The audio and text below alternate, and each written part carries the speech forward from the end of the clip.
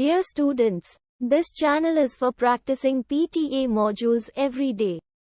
If you are struggling with PTE reading module, you can purchase a reading course, which may help you to ace your reading score. Contact us on 6367949840, 9588068207.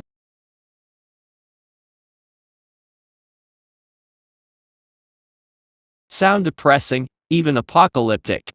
Well, it could be the future. If government forecasts are right, about 20 years from now, 2 out of 5 households will be single occupancy. And there is evidence the situation is already deteriorating. According to a report, Social Isolation in America, published in the American Sociological Review in 2006, the average American today has only 2 close friends. 25% of those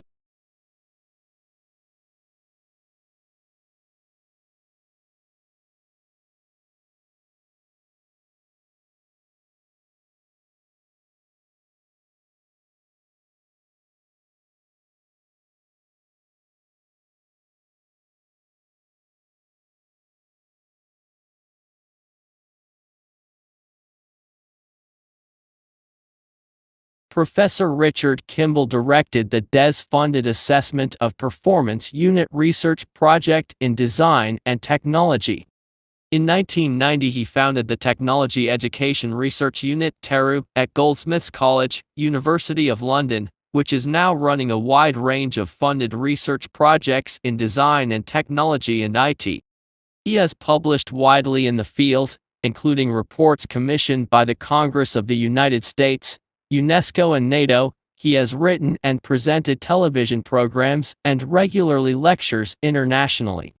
His latest book, Assessing Technology, International Trends in Curriculum and Assessment, won the International Technology Education Book of the Year Award from the Council for Technology Teacher Education at ITEA in 1999 in Minneapolis, USA.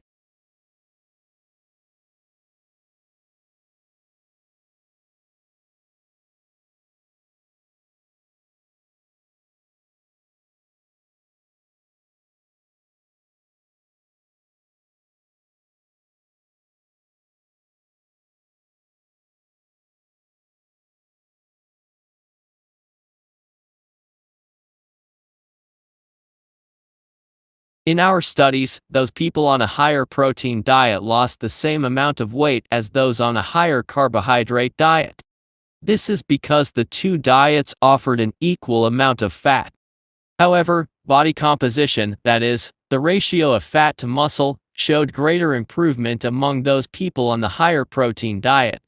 When the participants in other studies were allowed to eat until they were no longer hungry, those on the higher protein diet lost more weight than those on the higher carbohydrate diet, even after more than a year.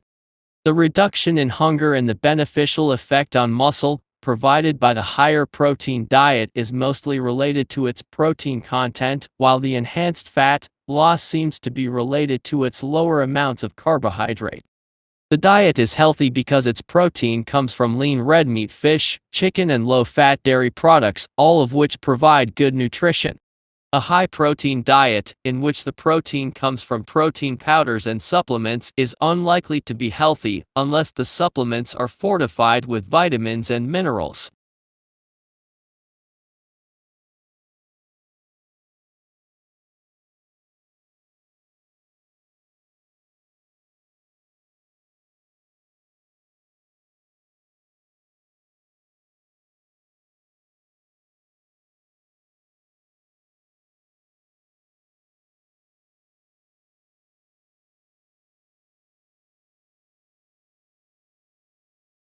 Egg-eating snakes are a small group of snakes eat only eggs as part of their diet.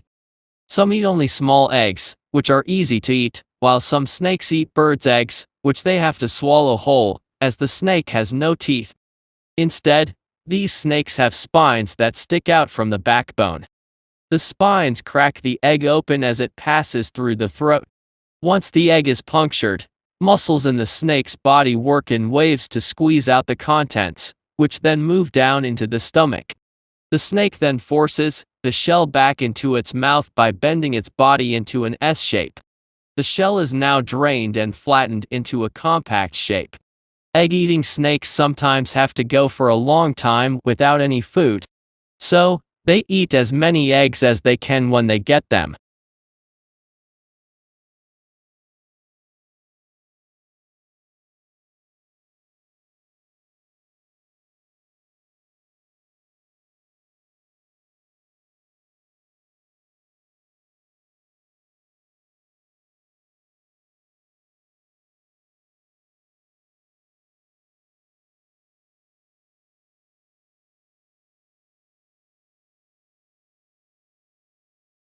If you're choosing to use the random pairing or are letting the college choose your roommate for you, you'll probably have to fill out some kind of profile or questionnaire. These usually include things like, what time do you usually go to bed? Where do you prefer to study? Do you keep your space clean or are you more messy, etc. When you're answering these questions, be as honest as possible.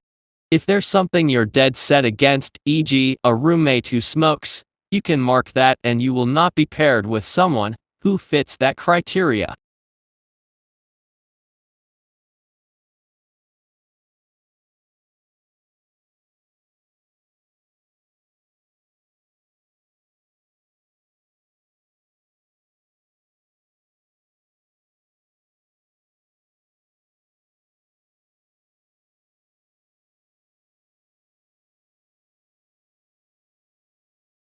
In an often cited study about counterfactuals, Medvec, Matey, and Gilovich 1995 found that bronze medalists appeared happier than silver medalists in television coverage of the 1992 Summer Olympics.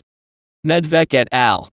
Argued that bronze medalists compared themselves to fourth-place finishers, whereas silver medalists compared themselves to gold medalists. These counterfactuals were the most salient because they were either qualitatively different, gold versus silver, or categorically different, metal versus no metal, from what actually occurred. Drawing on archival data and experimental studies, we show that Olympic athletes, among others, are more likely to make counterfactual comparisons based on their prior expectations, consistent with decision effect theory.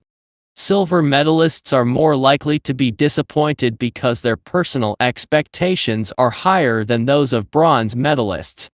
We provide a test between expectancy-based versus category-based processing and discuss circumstances that trigger each type of processing.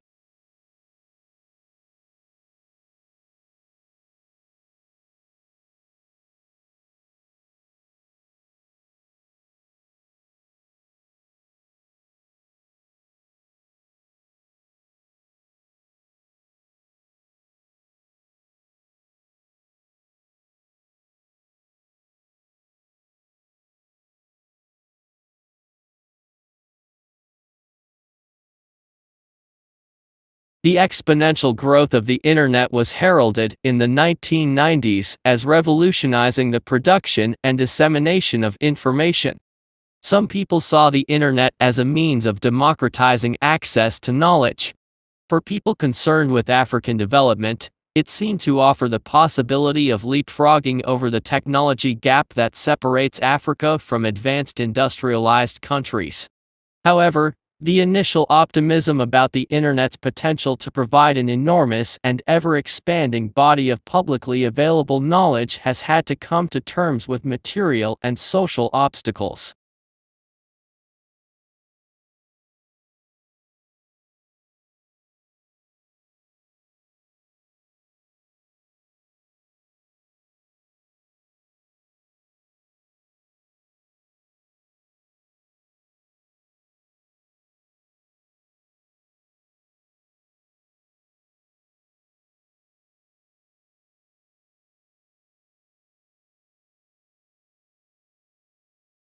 Legal deposit existed in English law since 1662.